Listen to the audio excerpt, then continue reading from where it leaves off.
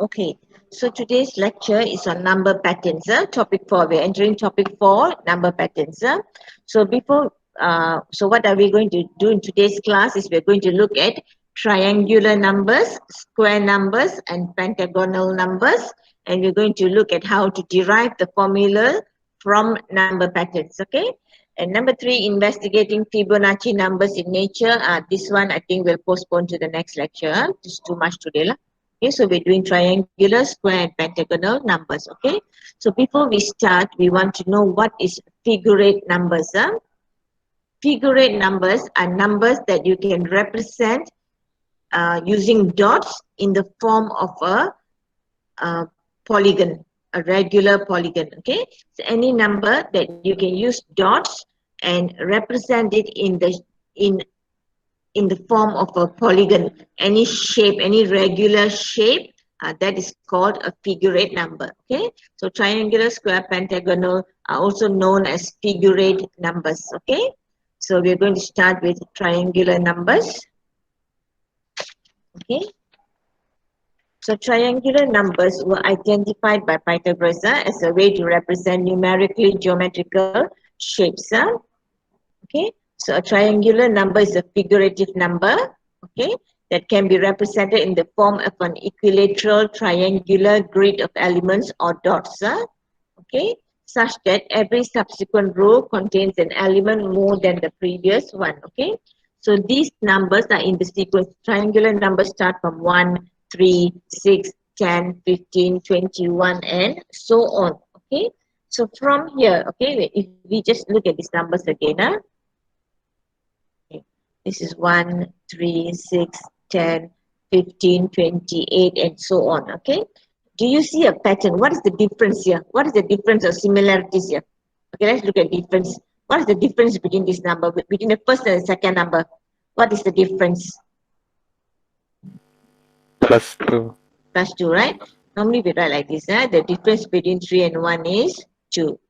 6 and 3 is 3. 10 and 6, 4. 15 and 10, 5. 28 and 21, It's 21, right? 21.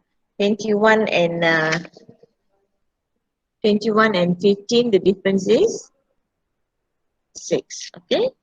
So you see 2, 3, 4, 5, 6. We still don't see any pattern yet. Okay. From here we don't see. So we call this the first difference.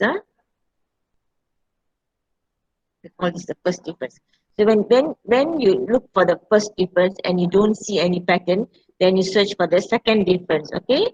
So 3 and 2, the difference is 1. 4 and 3, difference 1. 5 and 4, 1. 6 and 5, 1. So now you see a pattern already. In the second difference, you see that all the difference is 1. So now you see a pattern already. So you know that there is a pattern among these numbers already. Okay, that's the way this is the method of finding the difference between numbers. Okay. Okay, let's look at triangular numbers first. Okay, these is these are triangular numbers. Okay, what you're seeing here are known as triangular numbers. Tn is the term we use to represent triangular numbers. So when n is 1, the first term T1 is 1 dot. So T1 is 1. Okay, so this is the first triangular number. Second triangular number. Okay, this is the first one. Okay, when it comes to the second triangular number, we add one more row. Okay, first number is 1. Second number, a row is added with 2 dots to the first number. That means this is the first row. This is the first row. Now we add the second row this way. This is the second row. Okay, a row is added to the first number with 2 dots. Okay, in the third number T3. Okay, a row. Now we already have 2 rows already. Now we add another extra row. A row is added with 3 dots to the second number. This is the second number. We add a row with 3 dots. For the fourth number, we add a row with 4 dots. Fifth number, we add a row of 5 dots. Sixth number, we add a row of 6 dots. Can you see the pattern there? Can you see a pattern? Yes. So what is the pattern here? Yes.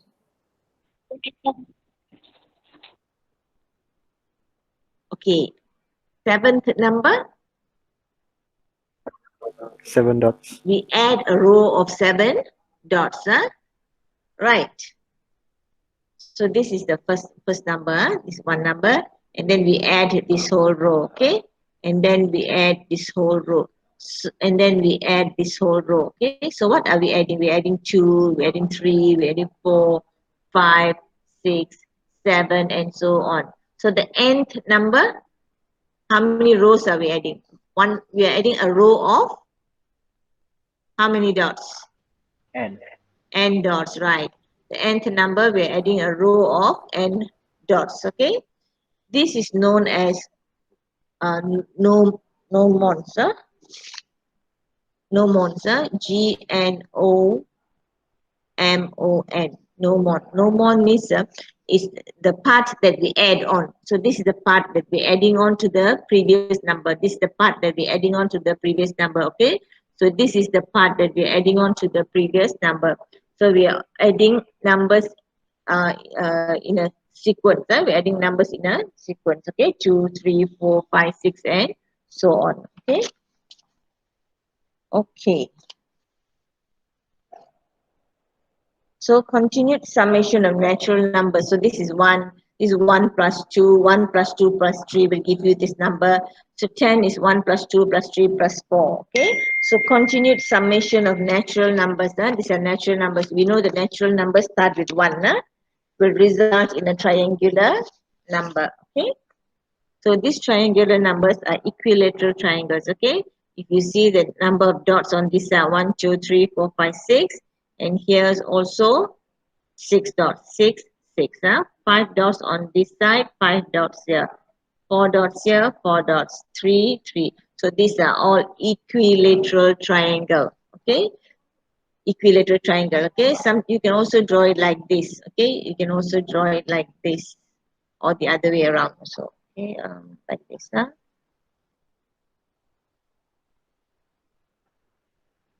You can also draw it like this, 1, 2, 1, 2, 3, like this, It's still an equilateral triangle or the other way around. Also, you can draw it upside down like that. Also can be drawn.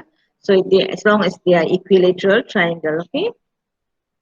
So the figure here, this figure shows how the rows are formed. These rows are diagonal rows, okay. First row, second row, third row, fourth row, fifth row, sixth row, and so on.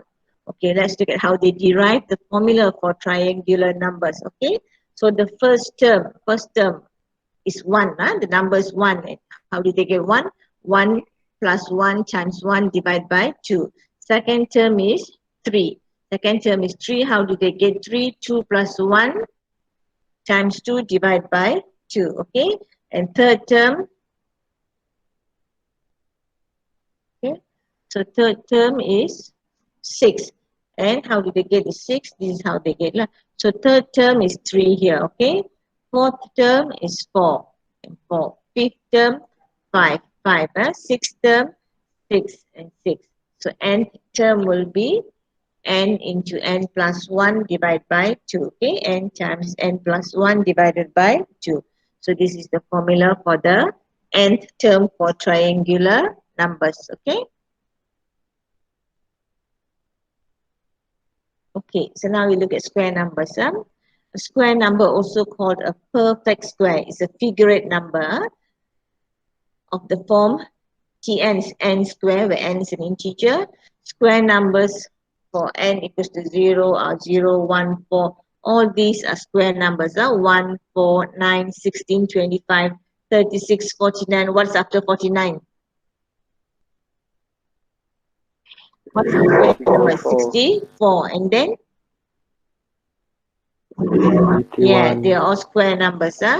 So the square numbers are quite easy, much easier than triangular numbers. Okay. So the nth square number is equal to the sum of the n minus 1 and nth triangular numbers. Okay, okay, I think I'll go back to triangular numbers for a while. This one thing that I missed here. The sum of two consecutive triangular numbers always results in a square number. Okay, the sum of two consecutive triangular numbers. That means 1 and 3 is 4. 3 and 6 is 9. 9 is a square number. 6 and 10, 16. They are square numbers. 10 and 15, 25 is a square number. 15 and 21 is 36, which is a square number.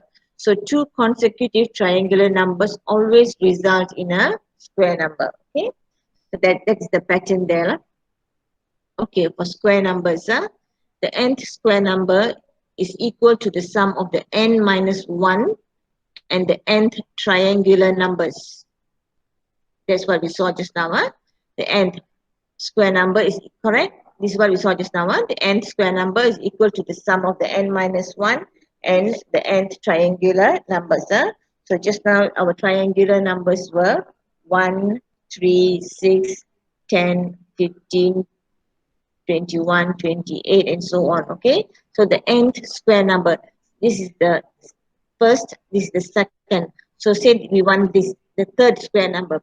The third square number is the sum of the n minus 1 and the nth triangular number. Okay, so 1, 2, 1, 2, this one, we start from here, okay? 1, 2, 3. So the third number here is 9, okay? So say n is 3, if we take n is 3, so n is 3 for the square number, n is 3 is 9, okay? The square number is 9.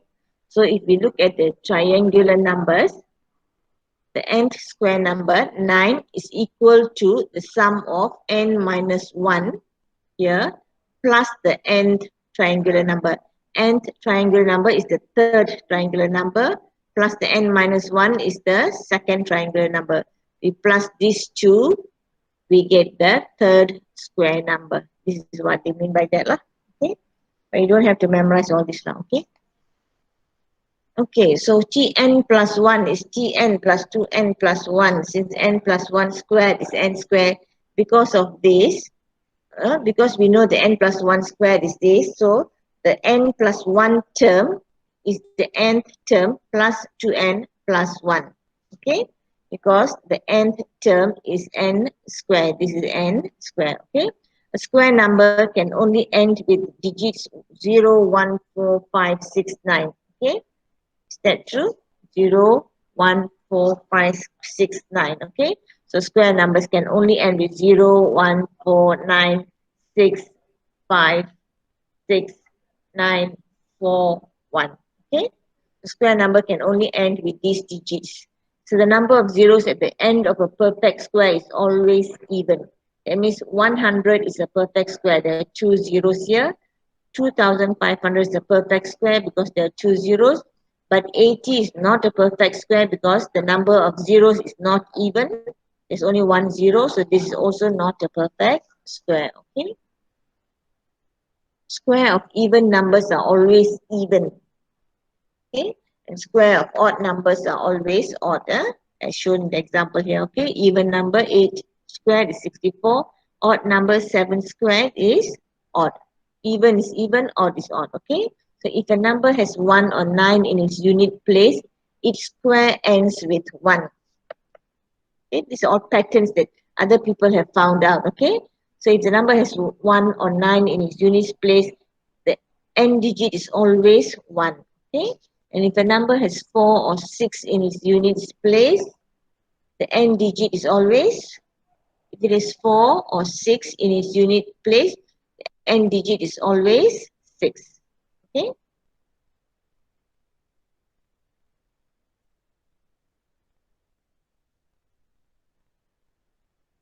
Okay, the n digit is always 6.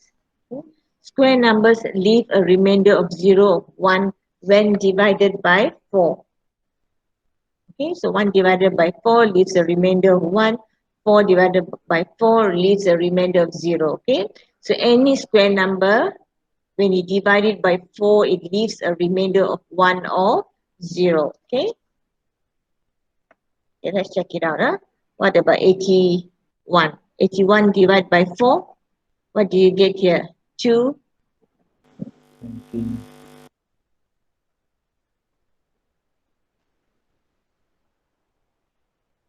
So you have a remainder of 1. Okay. What other square numbers do we have? 36 divided by 4.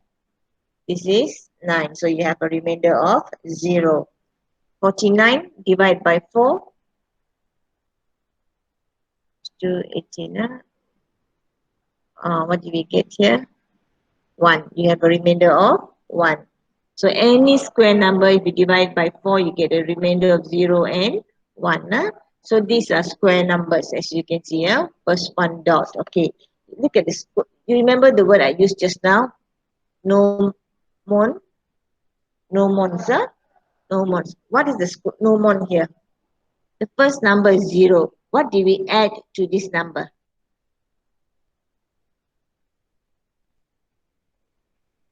We added this one, right? We added this part to the first number. To the second number here, we added this part, correct? To the third number here, we added this part, correct? And to the fifth number here, we added this part, okay? And to the sixth number here, we added this part, correct? So here we added 3 dots. Here we added 5 dots. Here we added 7 dots. Here we added 9. 9, 11 dots. So we have added all odd numbers here, okay, to form the square numbers, okay.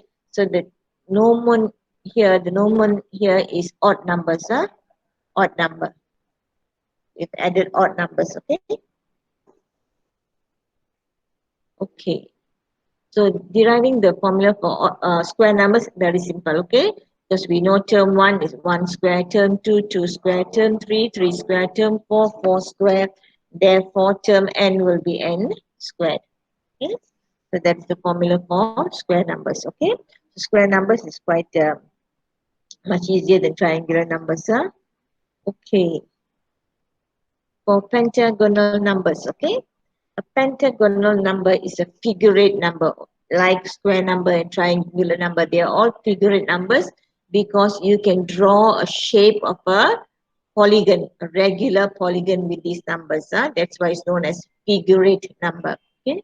A pentagonal number is a figure eight number that extends the concept of triangular and square numbers to pentagon. Okay. But unlike the first two, the patterns involved in the construction of pentagonal numbers are not rotationally symmetrical. Okay, the nth pentagonal number Tn is the number of distinct dots in a pattern of dots consisting of the outlines of regular pentagons with sides up to n dots, while the pentagons are overlaid so that they share one vertex. Okay, let's see what they mean by that. Okay, so this is the first term. Term 1 is 1. Term 2 is 5 dots, okay? So this is 5. This forms a pentagon. Term 3 is 12. You draw the pentagon, but they all share one vertex here, okay? These are all called vertex. You already know this. These are all called vertex. So this one is, they share the one vertex. All this one pentagon, second pentagon, they share the one vertex, okay? So when you come to term 4, they also share the one vertex and you add on. So here, what is the gnomon here? What is the gnomon? How many dots did we add to the first element? 4. How about here? Oh. Here? Are you sure? 5. Wait. 7. 7, huh? Here? 10. Yes. 10. Okay. Because this one, we added all this, okay? Here we added all this. For this, we added this part here, isn't it? We added like this, okay? For this, we added this to the whatever is there previously, lah. Okay, we added all this. So 4, 7, 10, okay? So this is 4 is plus 3, yeah? You get 7. 7 is plus 3, you get 10. So how many dots will you add? Can you draw? Can you draw on your paper? The for T5. You just draw and try because this is, it looks simple, but when you start drawing, it's a little bit difficult unless you can see all these patterns. If you see all these patterns, then you can draw very easily. If you understand this Norman here, so you know the next one, how many dots must you add to what's already existing here? 13. 13, yes. You have to add 13 to what's already here. Okay, so all you have to do is extend this to 13. So how many dots on one side?